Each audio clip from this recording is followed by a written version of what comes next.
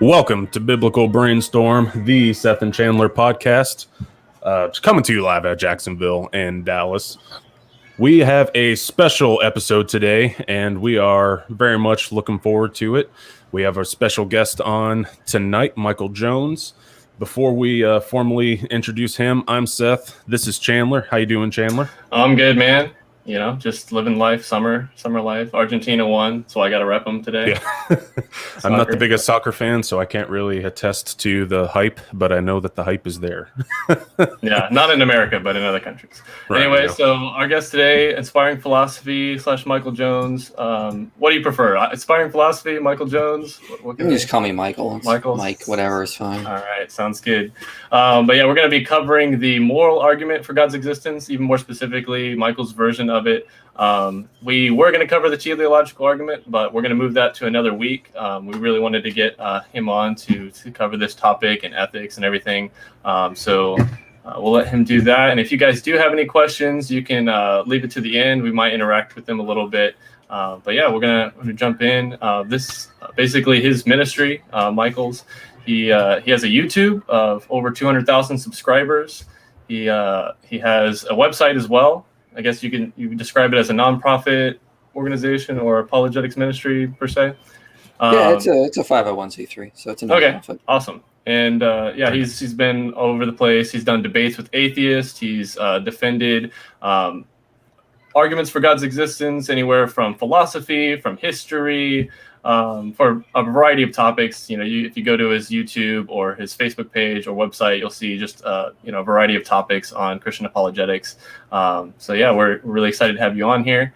Yeah. So I know part of the biggest thing with this podcast, is we talk about 2 Timothy, we talk about 1 Peter, having a defense for your faith, knowing why you believe what you believe. So having you on, Michael, someone who really studies this kind of stuff with very academic, and it's very, very researched. It's awesome. It fits right in with the podcast. So we're really happy to have you on. Yep. And also, he has a recent video out on why God allowed slavery in the Old Testament. So if you guys want to check that out, it also has to do with ethics as well. So be sure to check his page out and everything. But let's start with what is the moral argument? So I guess if Michael, you can take it away.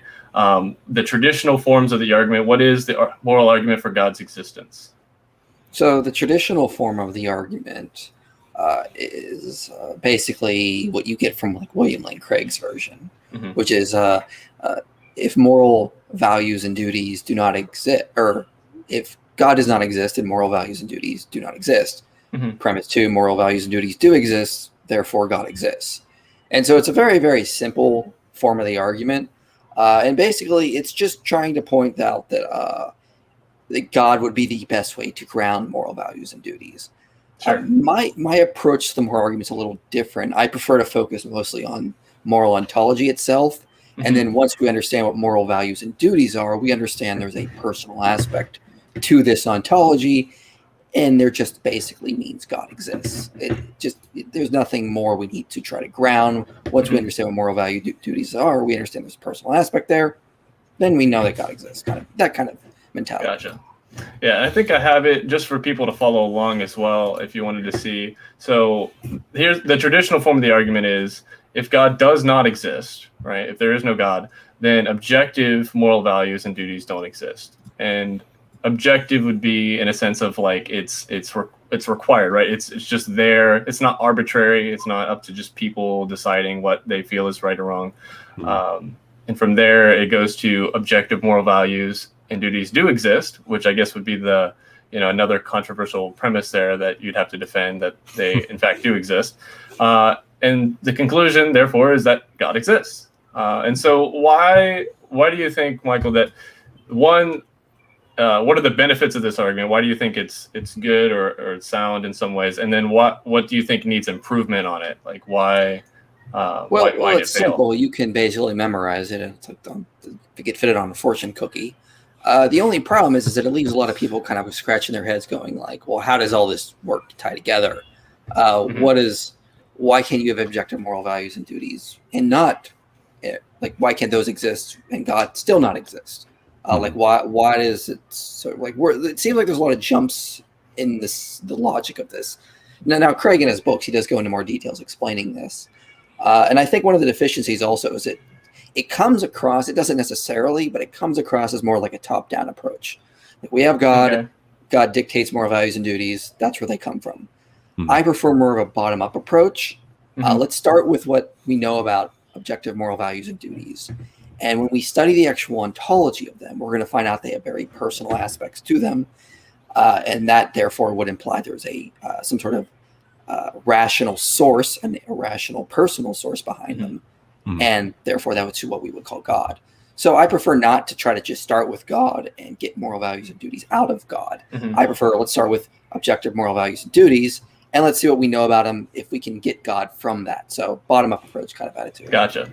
So I guess what it sounds like is that this argument, one, it's kind of vague, right? There's a lot that needs to still be explained, right? And then also that it's almost presuppositionalist in a way. It's like you're starting that like with already a belief in God in some way.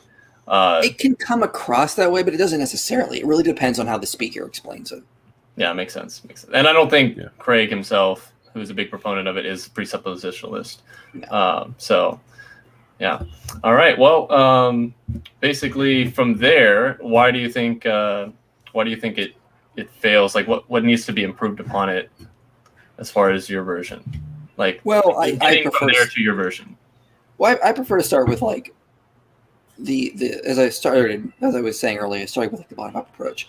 So what do we know about objective moral values and duties if they exist? Well, first we need to obviously argue that moral realism is true, that there is objective moral values and duties.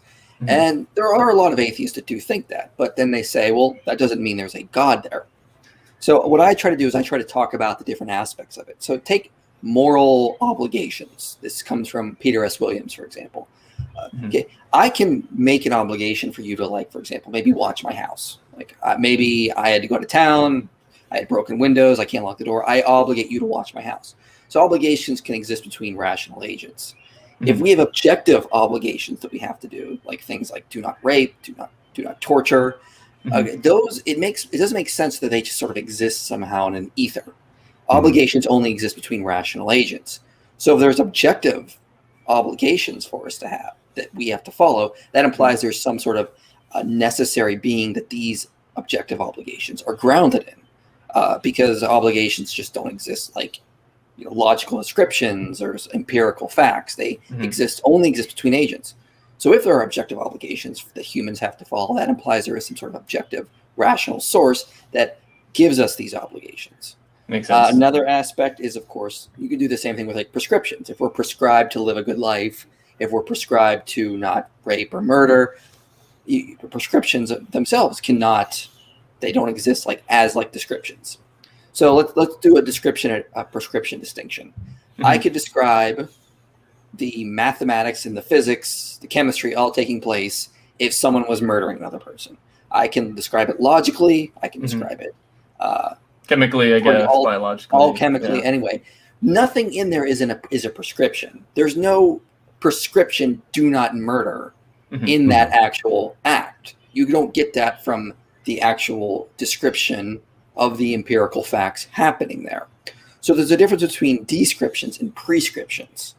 Prescriptions, yet again, only exist between agents. They cannot be found in nature. They cannot be found in logic itself. They can only come from an actual mind. So I can prescribe for you to do something like watch my child for me or watch my house. If there are objective prescriptions, same thing. This implies there is an objective agent. So again, going back to my bottom-up approach, if we just study the very ontology of moral values and duties, if they're objective, it implies there's a personal, rational source that they would come from. Makes sense. So going back to the idea of it being a rational enterprise, right? So breaking it down for people. So like, for instance, rocks. Rocks are just inanimate objects. They don't have any consciousness, and therefore you can't ascribe to it any type of morality, right? Like a rock can't do anything good or bad. But people, we could say, we are conscious. We can do good or bad things.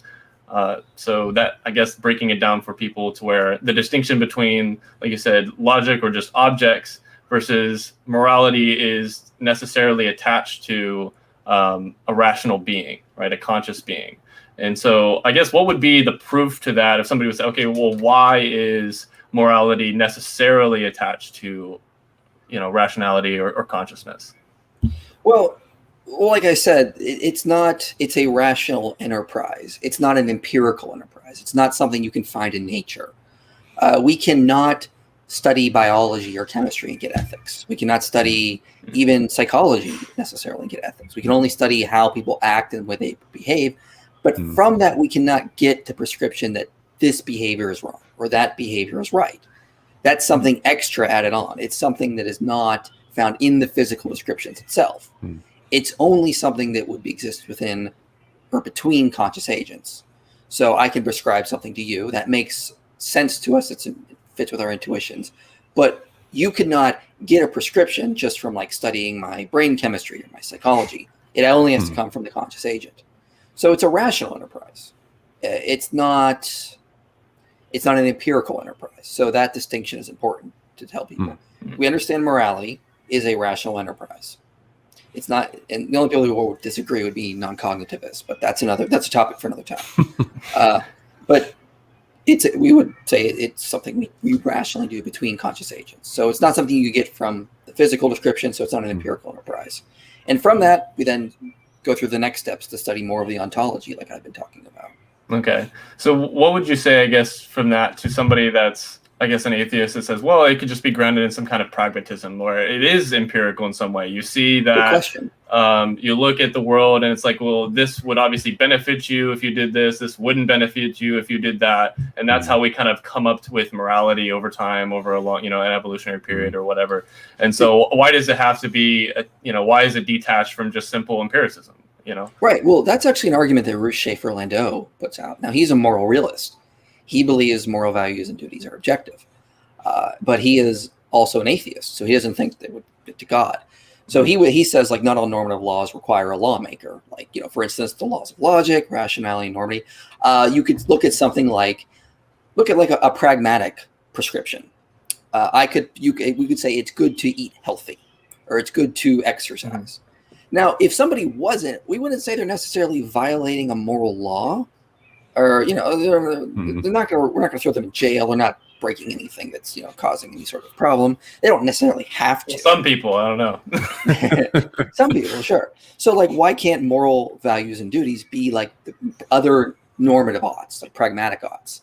So, Peter S. Williams sort of responds to this, and the problem is saying that moral oughts are the same as other normative oughts in their basic status. They're not really the same thing. Pragmatic oughts like being healthy, exercising, these kind of things. And for the audience, oughts being like what you ought to do, like, things you ought. That's what normative studies are about. Things you ought to do. They don't really. You can ground them in just pragmatic, just logical descriptions. So we could say it's good to be wise. Now, we wouldn't say it's immoral to be wise. It's good to be wise because it's just pragmatic. You can actually ground that in a logical description, because we could say, well, we have studied things in the physical universe, and we have found that you advance more in certain ways if you're wise. You've advanced more if you're healthy. These kind of things. You can ground those in actual logical descriptions about what would be the pragmatic, most optimal way to live in physical reality. Moral oughts don't carry that. And so let me give you an actual example from history. There was a guy, I think his name was Dirk Uphams. I forget his last name, but he was in prison, and he managed to escape. He was a religious prisoner. He managed to escape. I think he was a Catholic in like a Protestant prison, and he was running across ice, and a guard was chasing him. The guard fell through the ice, and he turned back and went to save the guard. The guard then arrested him, and he was executed a few days later. Now, he did everything that would be he did not do anything pragmatic for his own survival. He did the exact opposite. He went back and he violated, pragmatic reasoning there, because his own life was going to be taken by the guard and he would be executed. But we would say he still did the moral thing because he saved someone's life. So moral values and duties cannot be grounded the same way pragmatic oughts can be. They're a little different. Again, you can think of so many examples where you could do the moral thing and it would not be very pragmatic. Like, for example, like if you're living in Nazi Germany and you're hiding Jews, that's not really pragmatic, because if you get caught, you're going to get in trouble. But we would say it is the right thing to do regardless. I'm going to put my life at risk because there's something beyond just being merely pragmatic. So, Peter S. Williams, when he responds to Ruth Schaefer Orlando, he writes this. When Ruth Schaefer Orlando writes, if you have the excellent evidence for one claim and this entails the second claim, then you should believe the second claim. Think of like, if you want to advance in life, you should be wise. He equivocates between moral and pragmatic senses of the word should. Logic qua logic has nothing to say about what objectively ought to be the case, morally speaking. Logic can tell us that if we want to accept whatever conclusion is validly deductible from certain premises, then such and such is the conclusion that we should accept. But this is a pragmatic ought. Logic can't tell us that we have a categorical moral obligation to be reasonable or to value truth over falsehood. So that's the distinction to draw on there. Yeah, I guess there's a separation, because pragmatism is, I guess, connected necessarily, if you could say that, to self-preservation. Because if it's not pragmatic to you, then who is it really pragmatic to? It's just, I guess, the greater good of society. But then you've already jumped ship from pragmatism into a higher. Can be kind of subjective as well. I mean, you could say it'd be pragmatic in this situation, but what if you're part of that Heaven's Gate cult and you want to commit suicide? The most pragmatic thing to do would be to commit suicide, because you actually think you're going to end up on Hale-Bopp's comet or something, or the spaceship behind it, whatever they believe. Yeah. But it depends on what you're being pragmatic, how you're directing your pragmatism. What is your goal? So it can change based on the goal. You have to recognize that well. We would say certain moral values and duties do not going to change. There's always going to be some sort of goal. If you're a virtue ethicist, it's about living a good life, living a flourishing life. If you're like a Kantian, it's holding certain moral objective values or duties that are universal, that can never be broken, kind of thing. And I know with kind of like what you were sort of like what you're talking about, I was reading about evolutionary naturalists and kind of how with the sort of our morals, our ethics and everything has kind of come through selection, where it's kind of a thing we've learned over time. And that kind of is like we were talking about pragmatism, where it's like more of a survival thing. But then when you get into the moral part, like the guy going back to save the guard, that kind of goes against his own survival. So that would kind of point to a little bit of a theistic approach too, of there being something causing you to do that. Yeah, and atheists like to try to say that moral values and duties just reduce to our evolutionary history. Like it's how we think this way because that's how we evolved. And they're equating between the epistemic and the ontological status of moral values and duties. How we come to learn about something. It is not the same as what it is. For example, our species slowly evolved to learn mathematics and science. That doesn't mean science is just a social construct. That doesn't mean mathematics is just something, a social construct. If we evolve to learn objective moral values and duties, there's a distinction there. So just because we may have evolved to learn them through like an evolutionary history, come to realize what they are, that doesn't mean that's all they are. And so a lot of atheists who make that argument are really making a categorical error there. And so I know kind of like for us, we've just kind of on a personal level, like we're Christians, so we're going to try, we want to use, these arguments to try to point to God, but at the same time, we want to be fair and kind of do like you were talking about with the ground up approach. So, just kind of looking at the, like with this case, the evolutionary thing and like what you're talking about, it's just, there's still something missing that, for us, we would say, that's God, that points to theism and everything, but, there's still a gap. Yeah. Yeah. It's still hard to explain for some people, but, for us, it makes a lot of sense that, God would be that missing part. But so how do you feel that gap, I guess, from, you made a distinction between pragmatism and true morals, right? In a way. And so how do you get from that to, God as that source? Well, I mean, if someone already believes there's objective moral values and duties, they're distinct from pragmatic sense of the word ought. Then it's just a question of studying that moral ontology of these objective moral values and duties. And it's quite simple from there. I mean, once you understand there are objective obligations, you understand those don't just come from an ether. Those obligations only exist between agents. If there's objective prescriptions, those can exist between agents. If there's a moral ideal, like this, a moral ideal, again, you're not going to picture some sort of just laws floating in ether. You're going to picture an actual agent who is the moral ideal. So just when we start to study the very basics of the ontology of moral values and duties, we understand it's a rational enterprise. It's not something that exists in nature. Okay, so it's got to have some sort of rational aspect of it. Again, things like obligations, prescriptions, ideals, these are personal aspects. Okay, so whatever objective moral values and duties, not only is it a rational enterprise, it has a personal aspect to it. So moral values and duties are a personal, rational ontology, some sort of source. That just sounds like God. Mm-hmm. I mean, so God just simply sort of comes out of the very logic of describing objective moral values and duties. It's not so much we got these moral values and duties and we got to somehow get them in God. That's not really what we're doing. It's just study the moral values and duties and we're going to realize that is God. And, the New Testament sort of says the same thing. It says God is love. It doesn't say love is grounded in God. God is love. Likewise, in philosophy of religion, we would say God is the good. The good is God. When we discovered that water was H2O, we didn't say that water is sort of grounded in H2O. These two terms mean the same thing. Likewise, God is the good and the good is God. Objective moral values and duties are God, and God is the objective moral values and duties. That's the way it works. So I guess why would, if you were talking to somebody like a Platonist or something, why couldn't it just be in the ether? Why do we have to posit a single source to these type of things, like a single agent?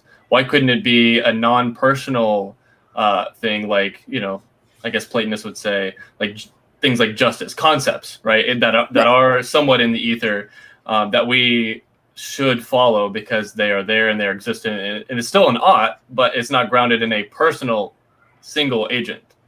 Right, and I would say then you're just positing multiple personal sources, because no matter how you look at it, objective moral values and duties are going to have that personal, rational aspect. Whether they're just these concepts floating in the Platonic realm or whatever, they're still going to have that personal aspect to them. And if a Platonist wants to say, well, yeah, they have that personal aspect, but they're not really personal, they're just these concepts, it just becomes ad hoc. Why not just go with what seems to be intuitively the case? One of the things William Lane Craig says is what theists should be trying to do is to raise the intellectual price tag of atheism. We can't disprove what they're saying, but we're just going to show how much intuition you have to deny, how much odd beliefs you have to accept. So when it comes to something like the moral argument, sure, you can believe there are these concepts, these objective moral values and duties that maybe exist in Platonic space or whatnot that are not personal, but it just seems kind of seems like it goes against your intuition, seems sort of ad hoc. Why not just say what they actually seem to be? The ontology describes itself as a personal rational source. Why divorce what it actually is showing us? And I know it seems really difficult, to try to think that there's just, there's right and wrong just kind of exists without somebody having to put that in motion. Like it's not really a thing where there are these constants that even God has to abide by. I think to me it points to, God is the one that implemented them and created us to think that way, and it's not necessarily that there's just these other ideas kind of just floating around in the ether, like you were saying. And I would say, like, I'm more of a virtue ethicist, so I would say that God is like the moral idea. He is the phromenon, or what is the term? I think it's phromenon. He is the virtuous agent that we are supposed to mimic. We can't be, and on virtue ethics, this is a little bit slightly different topic, but on virtue ethics, you can't be moral or virtuous unless you learn from a virtuous agent, learn what the actual moral idea is, and then mimic that. So on virtue ethics, it actually aligns quite well because God, the actual moral idea, if moral values and duties are objective, we would have to mimic who God is. And that would also very much point to an agent behind moral values and duties who we are supposed to follow and mimic. So the moral argument, I think, is actually strengthened even more if virtue ethics is true. But it's not necessary, of course. Makes sense. Yeah. I like this comment here. It says, IP, your beard is evidence that God exists. So it's getting so long. I actually just shaved, but I had a bigger beard, and I just, I had to shave it. Yeah, I'm trying to grow out as much as I can right now, but I'm like, I look back in like my family history, and I'm like the first male to have a beard in my family since like the 1800s, I think. Oh, wow. I saw photos from like 100 years ago, like never once clean shaven, and my dad's clean shaven, my grandpa's clean shaven. So see, my family can grow a beard. It's just I can only grow it so much to my wife's tolerability. My wife would get angry if I shaved my beard. My wife would get angry if I shaved. Oh yeah, she'd get angry if I did. She does not like. And I know Seth's rocking it, so. Yeah, I'm trying to work on mine. Yeah, I'm liking here. My dad's got an impressive beard, but mine's a little bit lacking compared to his. But all right, well, shifting gears a little bit. So what if somebody were to say, I guess like a naturalist or somebody like Richard Dawkins, right? They say, well, there is no objective morality.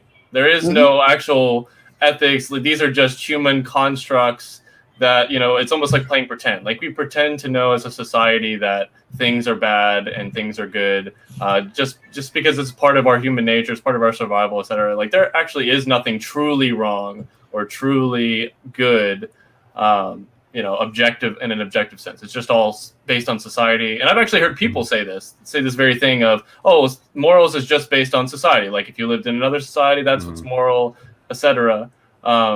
But I guess why would that fail, and why does that not touch the truth of objective morals? So skeptics hate when I say this, but the burden is on them to show that. The burden is on them to show that morality is subjective. Why? Because it's so intuitively obvious that it is not. Anyone who found out that there was female mutilation right now in the Middle East and parts of Africa gets angry and doesn't go, well, that's just their culture. No, we say that's objectively wrong. That needs to stop. I don't care what they think. I don't care that they think it's okay. The fact that they say that, the fact that they say, I don't care what they think, they're acknowledging that morality is not just contingent upon what humans decide or what works for them. There's something objective beyond what people think or set that we have to conform to. And the fact that they want to adjust the way people are living implies morality is objective. So people like David Brink, Richard Boyd, Ruth Schaefer Landau, I mean, these are not theists. I don't think Richard Boyd is or David Brink is. I'm pretty sure they're atheists, but Ruth Schaefer Landau definitely is. And he says the burden is on you guys to show this is subjective because it's intuitively obvious that it is objectively the case. And they come up with all sorts of different theories, which are riddled with problems. But, like... I guess example, like the ice cream theory, like how is it different than, it's just distasteful, like... Well, that's the thing. If it's all just subjective, it comes from our evolutionary history. Why are taste preferences not objective? Why would we think it's wrong if someone really enjoyed eating something that's not edible? Like there's a lady who just enjoyed eating couch cushions. There's a lady who enjoyed eating toilet paper. Now, that's not going to help you survive. We've evolved to avoid eating things like that. But sometimes people have something wrong in their brain and they want to eat that kind of stuff. And we don't think that's necessarily objectively wrong in a moral sense. We just think it's weird. Taste preferences are not objective in the same sense moral values and duties are objective. So there very much is a distinction here. There's an odd distinction here. So one thing I point out, and I point out in my debates, is moral values and duties manifest in reality in an objective sense, unlike taste preferences, unlike other sorts of preferences that we would have gotten from our evolutionary history. Like we may very much like certain environments because it optimizes our survival. That doesn't mean it's objective to live in them. You can live in harsher environments and no one cares. Certain taste preferences are critical to survival. But if someone was eating raw meat and they somehow, they've eaten enough that their stomachs became used to it, we don't think they did something wrong, even though we know that's the optimal diet for humans. It's a very bad diet for humans, but that doesn't mean they're doing anything objectively wrong. So, like Ruth Schaefer Landau, David Brink, they point out that, Kai Nelson's another atheist who believes in objective moral values and duties, Thomas Nagel. They manifest in reality in a way that is objective, like mathematical truths are. They're objective regardless if we think 2 + 2 just cannot equal 5. It's not a social construct. It's objective. Likewise, moral values and duties manifest in this way, and they don't manifest in a way that would be similar to taste preferences. If they manifested in a way similar to taste preferences, then they'd have a point. So the burden is on the moral relativists or the non-cognitivists or the error theorists to actually show that their theory is right. Because intuitively, it seems far more likely that they are objective. So they have to meet that burden. And I guess as a counter to that, like, to somebody who posits that as well, to think that you're really comparing something like food to something like slavery or child rape or things that we almost universally agree, like these are wrong, like these are morally reprehensible things, and you're going to reduce it to, it's just distasteful to some people, but it's right to others. If it's subjective.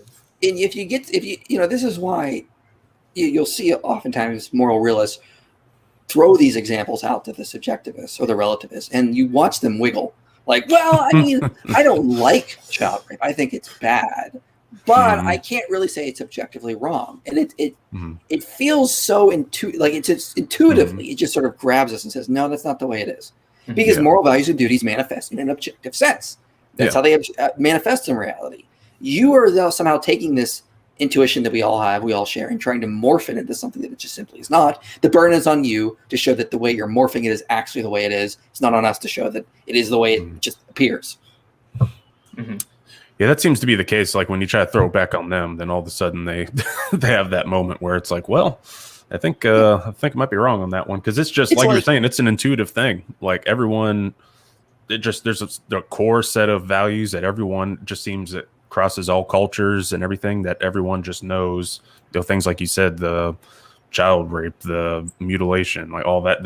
We just know that's wrong. Like let me give an analogy here to help. So like think of something like A theory and B time. Time manifests to us according to A theory. We all feel like A theory is the way time is. We're moving from past, present to future. The past is gone. The future does not exist yet. That's how it manifests. Now, proponents of A theory say, well, this is the way intuitively feels. Now, B theorists would say, well, we have a good mathematical and physical evidence that B theory of time is actually true. So they have met that burden. They have said, look, we have actually provided evidence that maybe our intuitions are wrong here. When it comes to morality, the subjectivist or the relativist has not met the burden the way the B theorist has. They have not given good evidence that indicates that maybe our intuitions here are wrong. They just keep asserting they are and say that the burden is on us. No, the burden is on you to show our intuitions are wrong here. And you've not met it like a B theorist has. So you got to do more. And, our philosophers like Ruth Schaefer Landau, Kai Nelson, Thomas Nagel have argued that they just simply haven't. It's not the same. And I think that's what they've tried to do as well. Mostly when I've seen subjectivists, they try to shift the burden of proof. They're like, well, show me why morals are objective, Yeah. It's like, they are. It's like, that's the way they manifest. End of story. Your turn. Yeah, when they can't, answer the same challenge, I guess. So. And if you don't just have that, I guess in our case, God is that main figure, you just really, morals and ethics just kind of go in circles. And there's just really no way to kind of concrete anything. Yeah, it doesn't make sense. And so you'll get some people trying to ground it the same way you ground pragmatic oughts and just optimal ways to live within physical reality. It's pragmatically the way we should live. And that just simply doesn't work. You'll get ethical naturalists, like people like Kevin DeLapp, who try to reduce morality to some sort of natural thing. And it just gets very ad hoc. Like it's just like maybe it's just some sort of undiscovered law we haven't found yet, or undiscovered substance. I mean, it doesn't really make sense. Yeah, and I guess the response to that too, and which would be the same to the Platonist, is, well, even if those things existed, right, and just like an ether, they wouldn't have any causal properties, or they wouldn't have any ought. Like, why ought you to obey these entities that actually aren't personal agents at all? They don't, they can't hold anything accountable. They're just there. They just exist. But it's like there's a gap between something that just exists in the ether that's non-conscious, non-personal, to us who are personal, conscious agents that are doing things, moral or immoral. So I guess that's a good point you made there. It's that even if, let's say, moral realism is true and there are objective moral values and duties, and God doesn't exist, why should we obey them? Well, if there's actually a God who governs and controls things and has meaning and purpose to our life, that makes a little more sense as to why we ought to follow them. There is actually a personal agent watching and dictating the way certain things ought to be. You ought to live this way. You ought to be virtuous this way, kind of attitude. If there is no agent behind it, where's the enforcement, I guess you could say? Or judgment, or where's the judgment, the enforcement? Where's the justice who's governing, making sure that everything will be set right, imbuing things with triumph and whatnot? There's a problem there, and so this is why when people say, have asked me, when it comes to something like idealism versus materialism, is there a form of idealism that is non-theistic? And I'm like, I don't know how that would make sense. If on idealism all is mind, I don't know how that is not theistic. So I don't understand these atheistic idealists. It doesn't make sense to me. Likewise, when it comes to objective moral values and duties, I don't understand how you can be a moral realist and not be a theist. It just seems to point in that direction. I understand they're out there. I just think it just is illogical.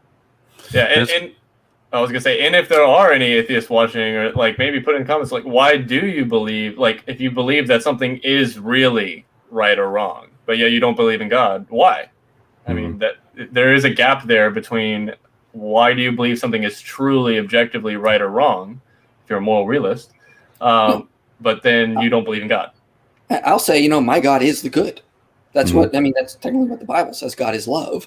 So my God is the good. My God is objective moral values and duties, because God is the good. The good is God. So I worship, I pray, I've given my life to the good. That's Jesus says, I am the way, the truth, and the life. God is truth. God is love. So, I don't know, but I understand that's not some sort of new age saying. That's just recognizing what the good is. It's personal. So, it's something I just never understood. And I've read Kai Nelson, Ruth Schaefer-Landau, Thomas Nagel. I just don't get it. Like, how do they not see the theistic application there, the theistic implications there? And so it's just a conundrum for me. And it's like what we talked about when we were starting the series in the William Craig's Natural Theology book. He was pointing out that a lot of philosophers and a lot of people in the academic community are becoming theists because they're slowly realizing that there has to be some kind of entity, some kind of person there, governing and making kind of the rules, so to speak. But it's just to say that there's nothing there, holding us accountable, showing us what's right and wrong. That's just really hard to perpetuate, like you were saying. Yeah. I mean, some will say that if your normative theory is virtue ethics, you don't have to worry about God, because on virtue ethics, it's just living a good life. The goal is to live a good, flourishing human life, to become virtuous. You don't need a God dictating moral laws. Problem with that is that on virtue ethics, also, you just can't do ethics from the armchair. You have to go out and learn from a virtuous agent. And that implies there is some sort of moral ideal out there that is the virtuous way to live. So, and it's like, who says that you're right, that you're virtuous? That's an agent. That's an agent. If there's a moral ideal of a way for an agent to live, the actual ideal is going to be an agent itself. So if virtue ethics is true and moral realism is true, you still get to God. There is no. It's hard for me to see any way around that. Yeah. So I guess if moral realism and kind of assumes a theistic worldview, then let's talk about moral realism. Why is moral realism? I guess explain it to like a layperson. What is moral realism, and then why is it true? So moral realism is a theory of meta-ethics, which is like, what is the nature of ethics? Is it subjective? Is it relative to the culture? Is it relative to the individual? If it is objective, what is it? So meta-ethics, that's what it studies. In meta-ethics, I would be a moral realist, a non-natural moral realist. So I would say the morality is real in the sense that it is objective. It's not something contingent on culture. It's not something contingent on the individual or the speaker. It's something that is objective beyond what you and me decide. But it's not natural. So I'm not an ethical naturalist. I'm not a natural moral realist. I would say that it is grounded in a non-natural source. So it can't be found in nature. It cannot be reduced to anything natural. It's so that's what moral realism is. You're basically moral values and duties exist in an objective sense, and they're not grounded in nature. And there's a lot of atheists that are non-natural moral realists. Thomas Nagel, Schaefer-Landau. So if you're an ethical naturalist, I guess you could find a way to say it doesn't have to be grounded in God. But I mean, there's just other problems that riddle ethical naturalism in and of itself. So that's a whole nother conundrum. Yeah. And so basically, what would you say to somebody that's like, well, you talk a lot about, well, it's just innate, right? Like we just know things that are moral or immoral, but then how do you explain the differences between cultures? And like so many different people have so many different ideas of morality, what's right, what's wrong, even in history, right? Like people in like 100 years ago thought things that would have been, considered today right or wrong. How do you explain the diversity within conscious human agents that, in morality? One word, tribalism. It's that when you study the different alleged ethical differences between different tribes or different cultures, it kind of reduces to tribalism. In their tribe, they have certain scientific or reasonable or logical facts that they just get wrong. So Eskimos do not just abandon their elderly because they think it's good to abandon the elderly. They actually think they have an odd view about the afterlife, where if you die very, very old, you're going to be that very, very old person in the afterlife. So it's better to die slightly younger so that you can survive in the afterlife. You have to hunt, fish, do all that kind of stuff. So they abandon them earlier on so they can survive.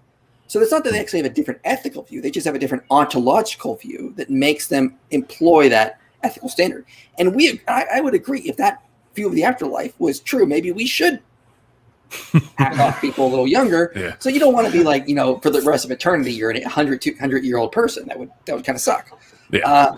So that's kind of like the thing. In some tribes in Africa, they don't think it's good to kill deformed babies. They think deformed babies are demons or possessed by demons, and they're trying to get rid of the demons. So if you correct the scientific fact, they're not going to do that. Now, I said tribalism. A lot of it descends from tribalism, racism. If you think the other tribe is inhuman or less human, you're racially superior, and therefore they're worthy of death. If you take, for example, a Christian worldview, there was other views, but the Christian worldview where everyone is a member of the same tribe. There's neither Jew nor Greek, free nor slave, male or female. You're all one in Christ. Mm-hmm. Okay, well, that gets rid of tribalism. You have to realize all humans are equal before God. God shows no favoritism. That's going to take away a lot of the inhumane ways you'll treat people, because a lot of this, what we see in the Nazi ideology and communist ideology is that these other people are not on the same level as us. They're inferior, so therefore we can do whatever we want to them. Mm-hmm. You correct that ontological view that's just in error, and it's not that moral values and duties just align perfectly. So it's not that they have different moral values and duties. It's that they have different scientific or ontological facts that need to be corrected. So it actually, when you study the cultures, it actually supports moral realism. It doesn't support cultural relativism, because it's not like people actually think, oh no, it's actually really good to murder your elderly or murder infants. We think that's great. No, they actually have scientific facts behind those beliefs causing them. Get rid of those underlying beliefs, and the moral values and duties adjust the way they should. Yeah, and that's kind of what I was thinking, was they have those different belief systems, but they believe they're doing good, and they just kind of intuitively know that you got to do the good thing. So that's it's the motivation behind what they're doing, kind of way of going at it. You go back to Spartan society, they oppressed another group in Greece, and they thought they thought Spartans were like the Ubermesh, the ultimate humans, and so anyone beneath Spartan, you can do whatever you want to them, because they're almost like animals. Now, if you think other humans are animals, you can do whatever you want to them, and so that's the problem right there. Show that all humans are equal. Show that all humans are a part of the same tribe, and a lot of the moral values and duties will just they'll flow naturally. You don't have so you just got to correct the scientific facts, not the moral facts. Mm-hmm. Well, we have an objection to the Eskimo comment of, well, that's why Darth Vader Force Ghost changed from an old man to a young Hayden Christensen. So what if the spirit just turned young, when they get in the Force Ghost? I mean, then, if you could convince the Eskimo of that, then they'd be like, oh, okay, we're not going to abandon our ancestors because they're just going to turn young anyway. So who cares? Yeah, makes sense. So I guess we're talking about false beliefs, right? False scientific beliefs. What if a lot of these are kind of theological in nature? So what would you say to somebody that says, well, see, a lot of these false beliefs in tribalism are associated with religious ideas, and wouldn't it be better just to abandon religion altogether, or any theistic outlook on life, and see if we just reduced it to, take away all these false superstitious beliefs, then we would arrive at better morality, wouldn't we? There's no evidence of that. And that could be studied in psychological studies. There's a study that came out a couple of years ago called Are Atheists Unprejudiced? And it found that atheists can be very prejudiced against people who don't think like them. They can even display discriminatory attitudes as well. So just getting rid of religion doesn't get rid of discrimination. Now, maybe you could say that, well, if everyone just became atheists, it would be fine. Well, sure, if everyone became Christian, we'd all agree too. So yeah, sure. I mean, people discriminate for all sorts of reasons: racial, ethical, cultural reasons. I just don't like them because they root for the wrong sports team.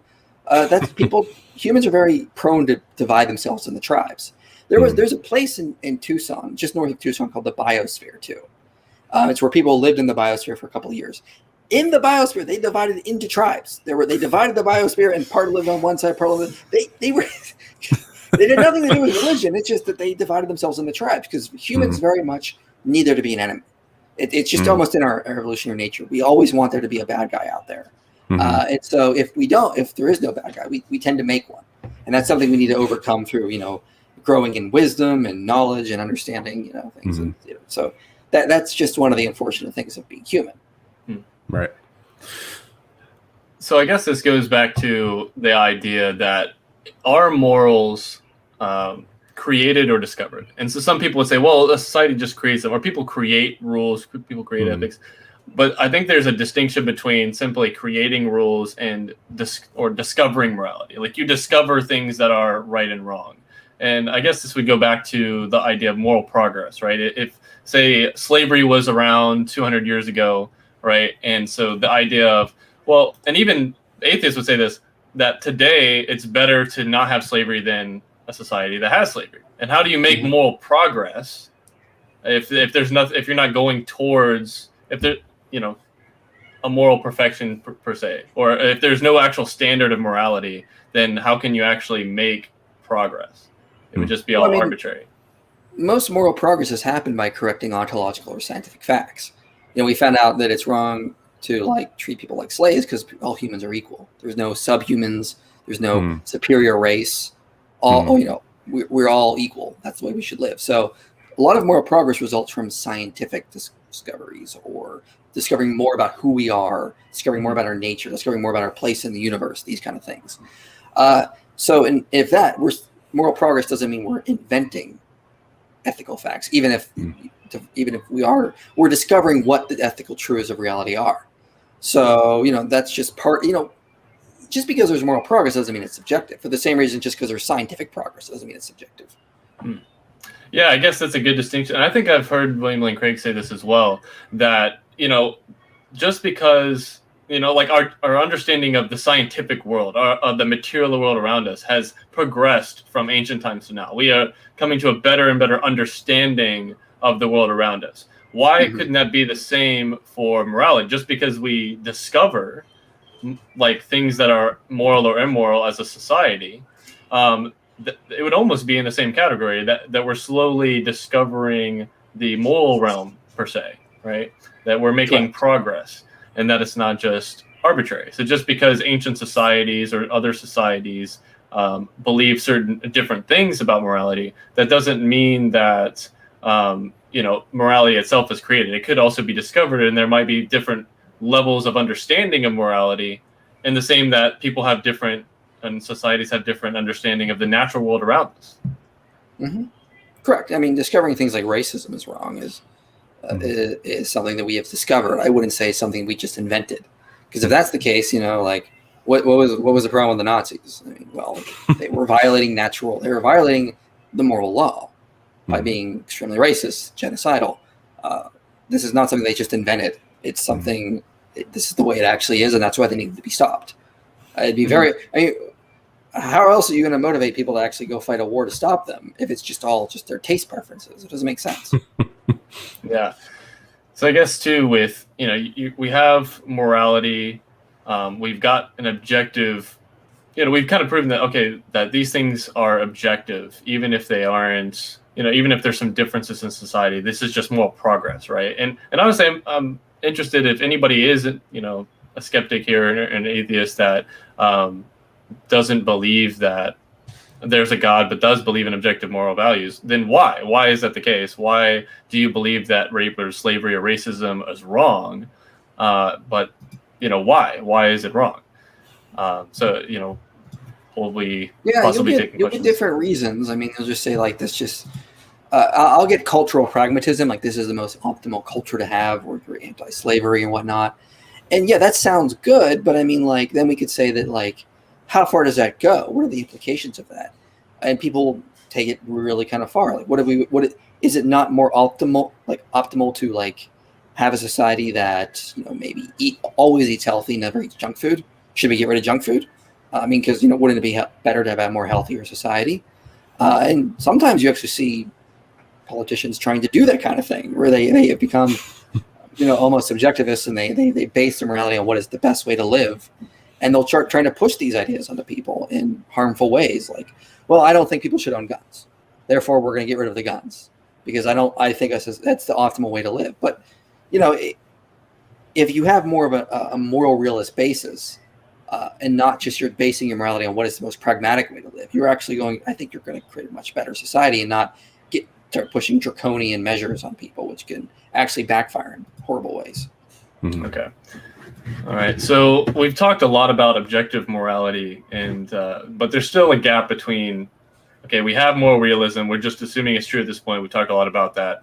And then why theism? And I think it'd be helpful to put it on here for some people, your version of the argument in general. Maybe you can go step by step to just kind of how that leads to God. Sure. So let me pull it up here. All right, and this was in your video 3 years ago. Awesome video for those who want to go check it out. Again, Inspiring Philosophy. I think the original formulation had like 12 premises, and I shortened it because I thought it might just get too complicated. Mm-hmm. So, but yeah, there's a lot of others. There's a lot of important information about these steps to show how to get there. So, premise one: morality is a rational enterprise, as we talked about. It's not an empirical enterprise. It's something that exists in rational cognitive thought in a conscious mind. Yeah, morality can't be between rocks. So rocks can't be moral or immoral. So it has to be a rational, rational enterprise. Premise two: moral realism is true. I have a video called "Moral Realism Defended" where I argue that it is. So I refer to that video for that premise. And we've defended the last video already too. The moral realism is true. So if it's a rational enterprise that exists between agents and it's also objective, premise, we also have to talk about, well, could it just be something that is between us humans? Well, it can't, because there's too many problems and moral disagreements among humans for us to assume moral facts and duties are grounded in some sort of human source. We're contingent beings. We don't fully understand all the ins and outs, I guess you could say. So if it's objective, it cannot just be based on us.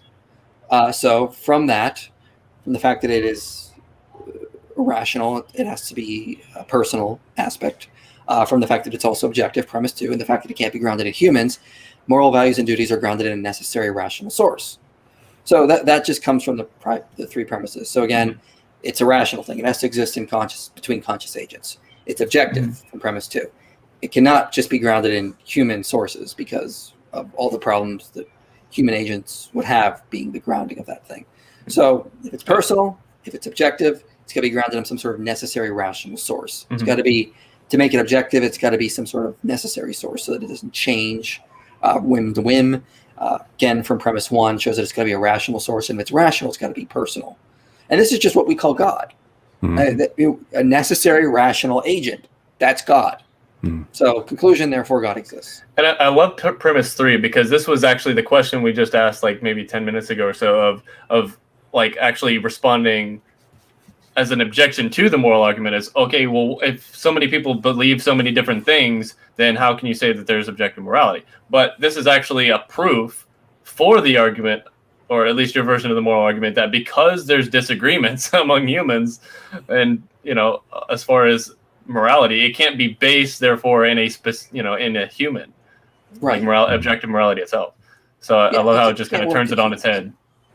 Yeah, and I always never understood how that argument was supposed to be for moral relativism. I think the more you study moral disagreement, the more likely you're going to see moral realism, or the more likely you study cultural differences and the problems of different cultures or whatnot. It's going to actually be evidence for moral realism. Because, again, we don't look at other cultures and go, oh, okay, well, they just disagree. They're allowed to torture children. No, we say that's objectively wrong. It needs to stop. I don't care what they think. In the moment you say, I don't care what they think, you acknowledge morality is not grounded in humans, not grounded in cultures.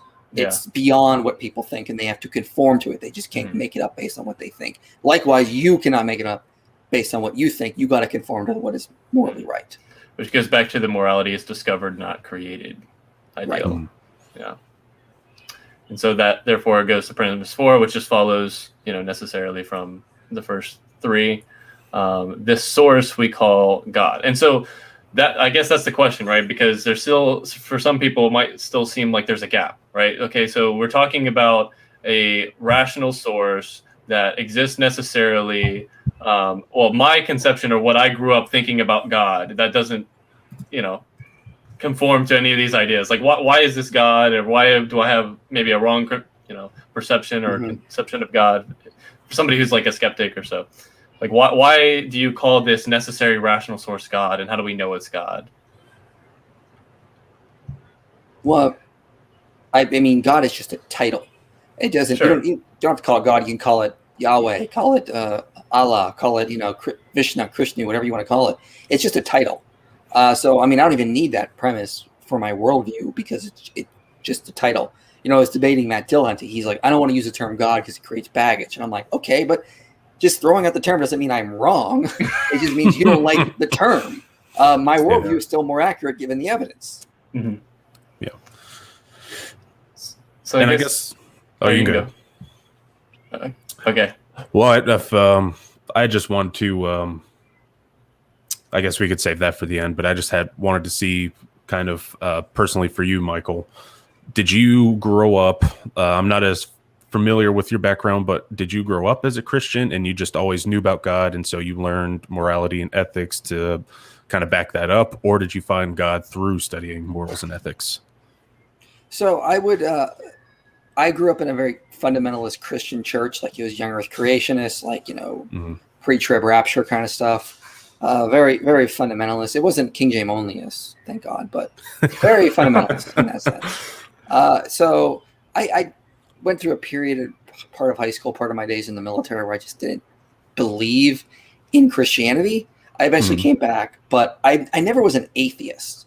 Like I was probably more like an agnostic deist type, because I mean, like when it comes to things like just basic understandings of cosmological arguments or basic understandings of moral arguments, it doesn't, even on the layman level, it just doesn't. Atheism never made sense to me. It always seemed more likely there's got to be some personal source around the universe. Maybe it's like a pantheism, maybe it's something, but I never was an atheist. That never made sense to me. Mm-hmm.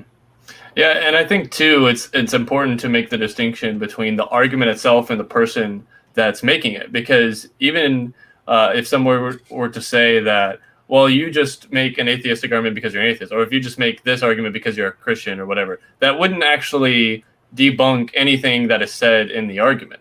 So no matter your background or not, the soundness of the argument is also independent from the one making it, which is important to know. So like for somebody listening in that's looking at this argument, it just deductively goes through, okay, all, from these 5 premises and the conclusion, this source, which we know to be a personal, conscious, necessary, rational source, we call that God, and therefore God exists. And I guess, what would you say would be objections to this argument that you have found, and why are they good, or why did they fail? I mean, some objections, of course, the Ruth Schaefer-Landeau's argument I brought up earlier about it just being pragmatic, similar to like pragmatic odds, which we addressed. Some will look at this and they go, well, this is not valid. Well, no, if you understand what each premise means, you understand it is valid. You just have to let me explain it, which happens with a lot with arguments. As I said, I think my original argument was like 12 premises, and I shortened it because I didn't want to overload people too much. So I just tried to shorten it down. But if it's not valid, then I just have to expand it and add a bunch of extra premises I originally added in there, and then it's fine. But I was trying to keep it simple. Makes sense. For the YouTube video, And so what would you say to somebody then that's like, well, because there's more premises, that makes it harder to defend? Couldn't we just go back to the traditional moral argument where it's 3 simple premises, and we would just say, okay, if God doesn't exist, then objective moral values and duties don't exist, therefore God exists. So why is this easier to defend, or why is it more, I guess, true than the traditional argument? You can, as I said in the beginning, my problem with that, the traditional view, is it doesn't say enough in its own premises. Okay. So it doesn't say enough. People sort of don't understand the logical leaps, how you get to God. And also it tends to argue, most people look at that and they tend to argue from a top down. Like, we have God, he gives us moral values and duties. That's it. So it's very easy for a skeptic to look at that and want to bring up things like the Euthyphro dilemma. Where does God get moral values and duties from? Does he just arbitrarily set them, or does he get them from somewhere else? So this one avoids that, because you recognize the good is just simply God. Moral values and duties are just a personal, rational source, and this personal, rational, necessary source is what we call God. So there's no Euthyphro argument you can really put at this. I mean, you could make the attempt, but it's easy to avoid that when you understand that there's God is the good and the good is God. And it doesn't do anything to say why morals aren't objective for our sense, right? Because it's, you're talking about human agents, right? And it can't be grounded in what we ought to do as humans. It can't be grounded in us. Therefore, it's grounded in a necessary rational source. So it really doesn't touch anything on anything greater than that, right? It's just talking about morality as it pertains to us, and it has to be grounded in God. Mm-hmm. So, correct. I think that's a good formulation of that. Let me take that back down. So why, I guess the question from here is, okay, got it. God exists, theism, right? Objective moral values and duties have to be grounded in God. I guess why would it, we're kind of going on a trail here. So why would it entail theism rather than deism?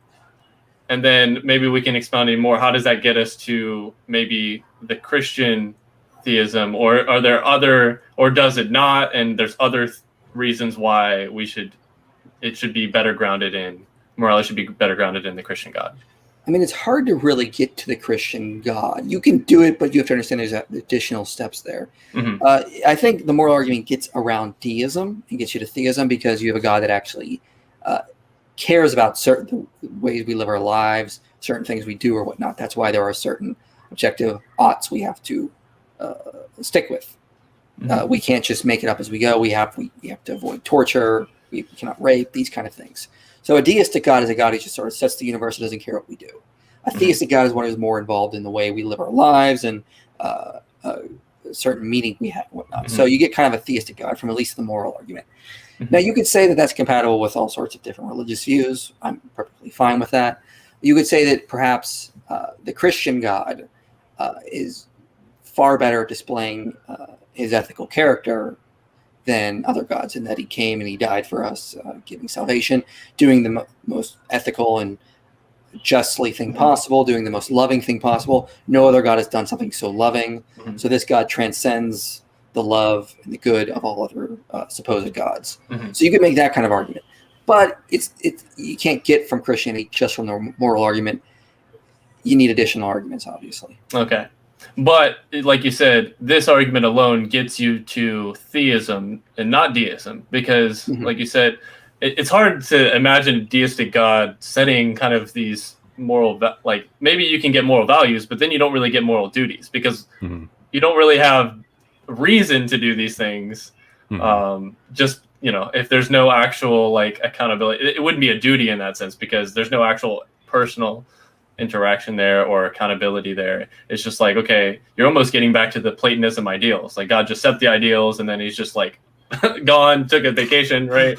But like this argument alone still gets you to theism, or I guess in some sense a monotheism, because it has to come from one specific. It's simpler to say it comes from one God, not a multitude of different gods. Mm-hmm. So if you get to a theistic God and the God cares about the way we live our lives and certain values that we ought to hold to, certain duties we ought to perform, you can get to a more religious God from there, because the next question is, if God cares about that, he probably has revealed himself to us in a certain way, made himself known, so we know a better way to live our lives.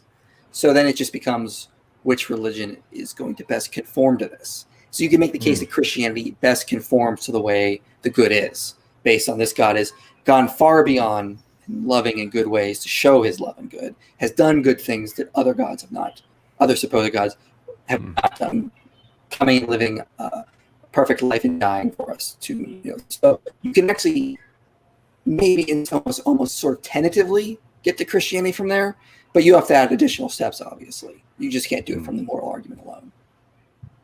Makes sense. And so not to go too off topic, but what are some of those maybe other arguments that would say, okay, moral, I guess in nature or ethical, that would point to the Christian God? Like, why would the Christian God best fit the description of the ultimate good? Like, why would Christianity be true in a moral sense versus other religions or other theistic, monotheistic religions per se? Like, we already have theism, from this argument alone, and then maybe what supporting arguments per se would get us to the Christian God, or at least what of the Bible or what of the Christian God reflects that, a moral God versus others? Well, I would say it's just God's overall quality in that he became human, died for us, taught us how to live virtuously, became the Frommonoths, came down. No other God has actually got off his throne and come down and lived among us a poor pauper's life, showing us how to live properly and living the life we should have lived, dying the death we should have died, and making a way through his grace, not through works. So just the very, I would say, the life of Jesus, I guess. The life of Jesus. I would say the very theology or the very ethics of the New Testament best conforms to what the good should be. Just understanding the ethics of the New Testament, who we would expect God to be, his perfect grace, his perfect mercy, this kind of thing. Not expecting us to sort of work our way there, but trying to form a relationship of love with us, not so much a relationship of works. Makes sense. Yeah, I mean, and I think even Jordan Peterson, who would admit this, and I don't know if he's a Christian or not, or a closet Christian, but he would even say that Jesus is kind of the embodiment of morality, right? Like just a good, perfect, ethical life that we look to as humans, as humanity. Which is why we should all hold to virtue ethics, because that's exactly what virtue ethics says. We have to find who the most ethical agent is and mimic them. Mm-hmm. Yeah, that's one thing I always like to bring up too, whether I'm doing a Bible study or opening for a service, preaching, teaching, whatever. Just look at Christianity versus a lot of the other, gods and belief systems that, they're, like you said, they never gave their son to, sacrifice his son for the people. If you look at like Zeus and some of them other, ancient Greek gods, Roman gods, they were pretty selfish gods. Yeah. So when you look at, God sending Jesus down and willingly living among us and, like you said, dying like we should have died, that's a pretty big, vote of confidence that, that God actually cares. Yeah. And so, so again, if you're convinced by the moral argument, then the next question is, okay, it's a theistic God. This God obviously cares about us. If he cares about us, he's probably revealed himself to us. There's religion. Which religion most likely is the way God will reveal himself to us? And you look for the one that's going to be the most loving. Mm-hmm. And I think Christianity wins hands down. Mm-hmm. Gotcha. I think that's just a given. I don't think things like Hinduism, Islam, even Talmudic Judaism have as much of a loving God as what you see in the character of Christ. Hmm. So what would you say to this? Altruism is the life of Christ. I would say. I mean, I'm going to be doing a video on Christian virtue ethics soon, and I'll be arguing that, the reason why Christianity teaches a form of virtue ethics is God didn't just send down laws for us to follow. He sent his son down for us to follow and mimic, do as he does, live as he loves, kind of thing. Mm-hmm. So very much that's what the ethics of the New Testament is trying to lay down. It's very much a virtue ethical framework. Yeah. Paul even at times quotes Aristotle, like in Galatians 5, Romans 2. He's quoting Aristotle almost word for word. So he's putting forward his own form of virtue ethics based on Christianity. Mm-hmm. And I guess if you didn't have that example, then it would be much more difficult to, I guess, imitate anyway. And so the question from that is then, well, what did we do with pre-Jesus? Like Judaism, and it's like, well, it was God revealed in such a way that they could have understood God, among the nations as a perfectly perfect being. Not necessarily, but they did have the Torah. Now, the Torah isn't like a law. I just did a video titled The Misunderstood Mosaic Law. And I point out it's more like wisdom literature. It's teaching you how to live a good life, how to live a life that would be honoring to God in that cultural context, in that cultural setting. Mm-hmm. So they didn't have the perfect man to follow. They had a guardian. Or they had the Torah to sort of like guard them until the perfect man came, until God knew it was the right time to send his son. So they had this guard teaching them how to live, how to think ethically. So actually, I would argue that the Old Testament also conforms to the virtue ethical theory of Christianity, because the Torah was not setting certain laws they had to follow in all circumstances. It was setting wisdom literature down, ways to live a good life, in that culture. It wasn't doing ethics like Aristotle was, or like Plato was, or like the New Testament is per se. It's more about culturally situated wisdom, how to live a life honoring to God in that culture until the fulfillment of the Torah comes.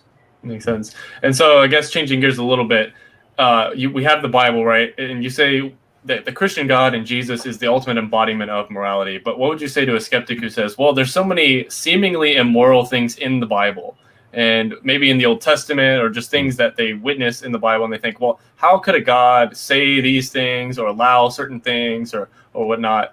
And it's just, I know that's a big question. We won't be able to answer any, of all of those things in this last few minutes we have. But I guess what would you say? How does that, how does the Christian God conform to that, given the Old Testament and some things? If you study the Canaanite cultures of that time, and you would be disgusted as well. The child sacrifice, the temple prostitution. I mean, a lot of times they would attack a city and they take back the women and the children. And they'd force the women to be prostitutes in that town.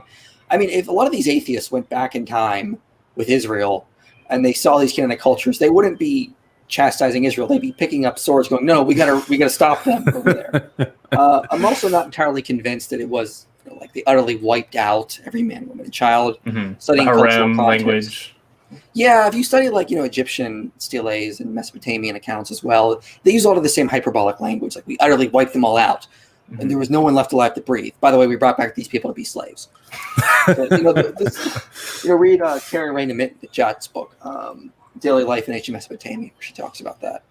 For the other things like God destroying Sodom and Gomorrah, I remember Richard Dawkins noting in a moment of clarity that if Lot and his daughters were the best Sodom could offer, this was the best. I mean, I could kind of sympathize with him wanting to destroy this place. I mean, we in our culture, we understand that if there's someone like Ted Bundy, we need to stop them and put them to death. They don't deserve to live based on what they've done. God is omniscient. He knows every heart. He knows when the right time to step in is, and it's very rare. It's not like he's doing this all the time. These are once in a blue moon, even less than that, at times when God has to enact justice to sort of prevent it from spreading too much. So you gotta take it into context and whatnot. And there's a lot that could be said, different passages I understand, but we don't have time to go into all of them. Yeah, and I guess there's a distinction too, and I think what you even brought up earlier in the episode was the difference between prescriptive and descriptive. And I think the Bible employs a lot of that as well, where they're just describing what happened, and then there's things that God does prescribe, and everything in the Bible is not things that God approved of. Thus, right. I mean, even with the whole thing with Abraham sending Hagar away, and then God talks to Hagar, it's like, hey, it's like, even things like that where you would think that, people did the wrong thing. It's like, well, God did say that it was wrong. Or like Solomon having multiple wives, but then in Deuteronomy saying a king should only have one wife. Then back to Genesis. So, well, I mean, Leviticus 18:18 is specifically teaching against polygamy. It's don't have the term is like a sister unto your wife kind of thing. And the actual term in Hebrew more likely refers to it's like an idiom to say don't have another wife, only have one. Yeah.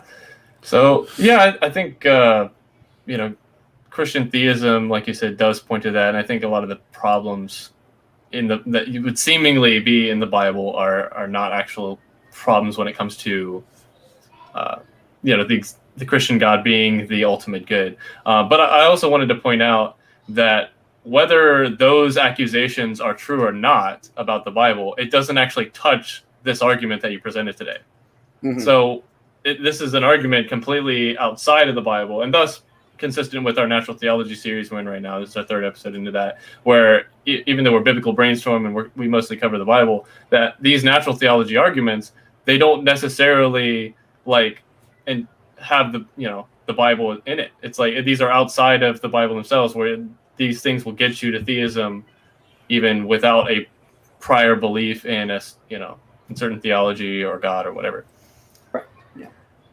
So, all right. Seth, did you have anything else, or did you want to go to questions with that? Or, well, I guess we can go to questions just because I had some questions, not necessarily related to anything academic, but more just I guess academic, but still personal. But just in your life, Michael, what kind of led you to want to study morality and ethics, or what was the interest there for you personally to get you to that point?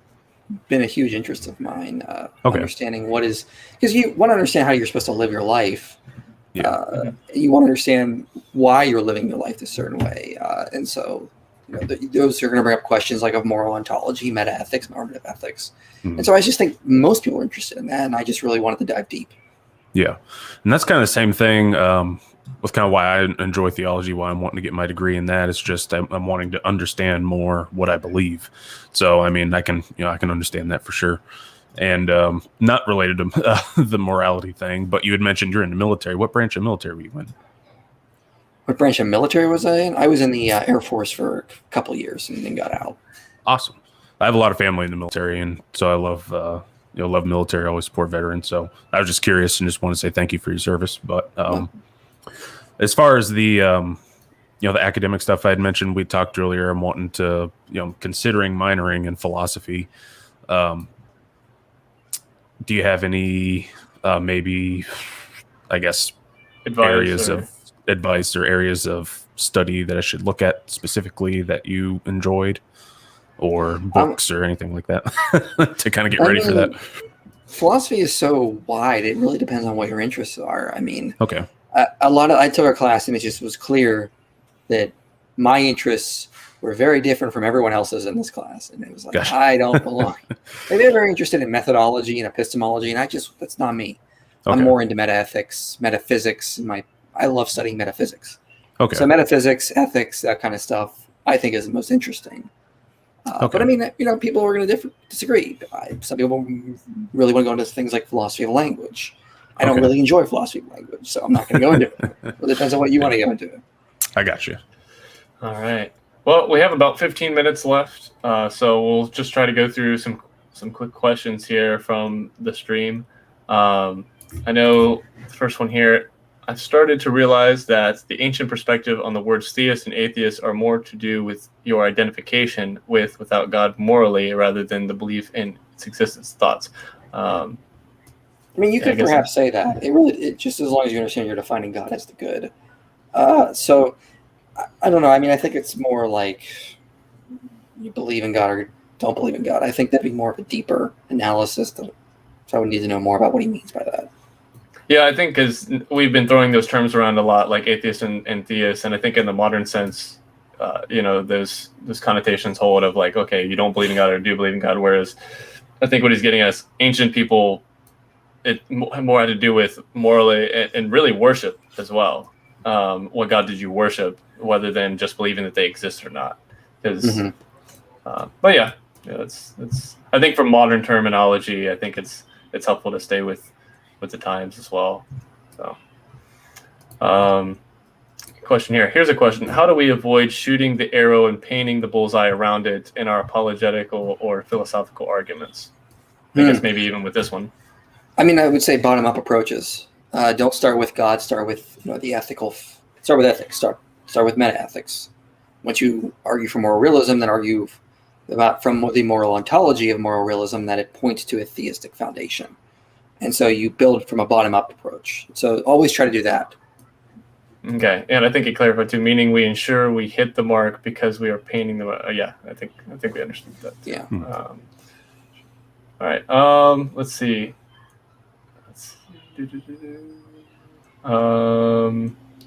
The questions here.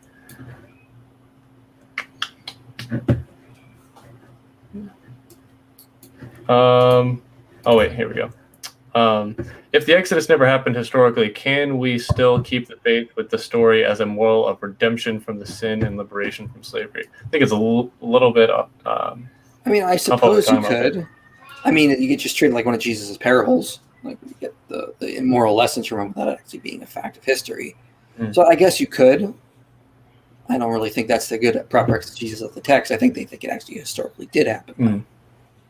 And I think either way too, it doesn't touch the moral argument we presented today, or about Jesus himself and what he did as our moral example.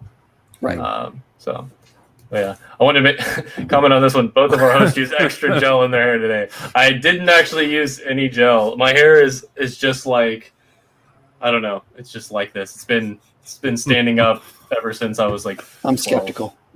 Seth, I don't know. Maybe yours looks like it. Yeah. Technically, it wasn't gel. It was mousse. But I mean, I'm trying to grow my hair out long, so I had to put it somewhere, and I didn't feel like wearing a hat today, so I just threw it back. But yeah, I have more product in my hair than I usually use. Yeah.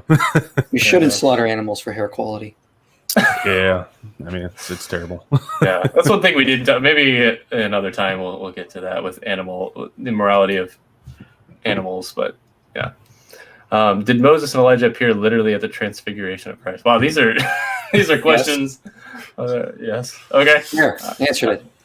All right. Do you need water baptism? Well, this is just out there. I don't think you do, but I mean, people are going to disagree with me on that. All right. Well, is speaking in tongues literal as a gift of the Holy Spirit? Yeah, but I mean, it's a gift. It's not something you just call upon when you want. And so I don't believe a lot of people claiming to speak in tongues actually are. All right. And thanks for answering my question. Love your work. All right. Cool. Yeah. If you do have any other questions, we got a few more minutes here. Just feel free to put it on here. But yeah, just to kind of wrap up and I guess conclude, if we had to put this hour and a half into kind of a 1 minute, 30-second version, or maybe a little longer, of what you want people to know or get from this argument or from morality, what would that be? What's the synopsis version of what you're saying today? I mean, the synopsis would be that no matter how you study it, if morality is objective, if there are objective moral values and duties, it's going to point to a theistic worldview. It's really hard to get around that. And all other views that try to get around objective moral values and duties are riddled with problems. Gotcha. Yeah. So if you're out there and you're skeptic, you say, well, I don't believe in God. I don't believe in Christianity, all that stuff. And yet you will simultaneously say things like, well, racism is wrong. Rape is wrong.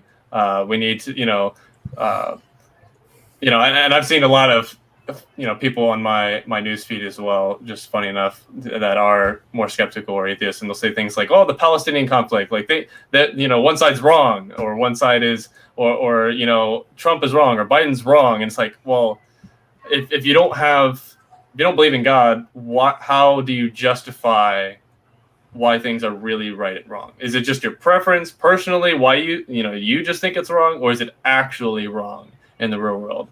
And so, do objective moral values exist? If they do, we think it points to God.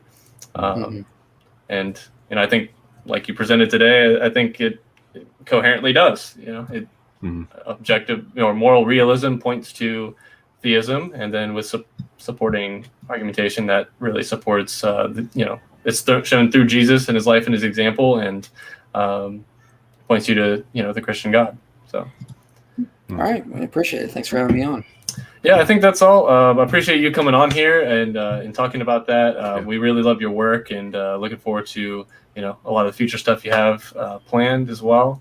But yeah, just thanks for coming on. Yeah, thanks I appreciate it, man. For having me. All right, see you guys.